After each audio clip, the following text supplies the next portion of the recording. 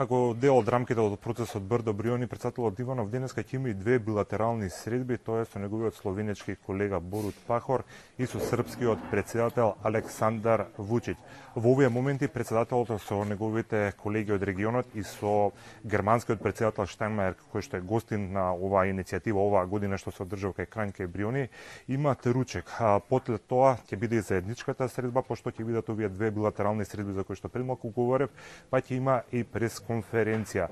Целта на оваа иницијатива е секако да се разменат позитивни искуства во насока на побрза интеграција на Западниот Балкан во Европската Унија. Според оние најави кои што стигна од кабинетот на председателот Иванов, председателот ќе се обрати, ќе даде изјава за медиумите на кои што секако ќе ги чуеме кои се неговите ставови, размислувања и за што разговарале со неговите колеги од регионот. Само за потсетување, Иванов е практично втор ден овдека во Словенија. Вчера имаше и билатерални средби со својот црногорски и со босански колега. На својот црногорски колега Филип Бујановиќ Иванов му честитал затоа што Црна Гора е нова земја членка на НАТО. Исто така е договорено во иднина да се продлабочи економската соработка, да се разменуваат искуства во насоки на процесот на интегрирање на двете земји во Европската Унија, меѓутоа и поблиска соработка на безбедносните служби на Македонија и Црна Гора во однос на разменување искуства околу справувањето со идниот можен нов бегалски бран. Мигрантската криза секако е една од темите на кои што ќе се разговара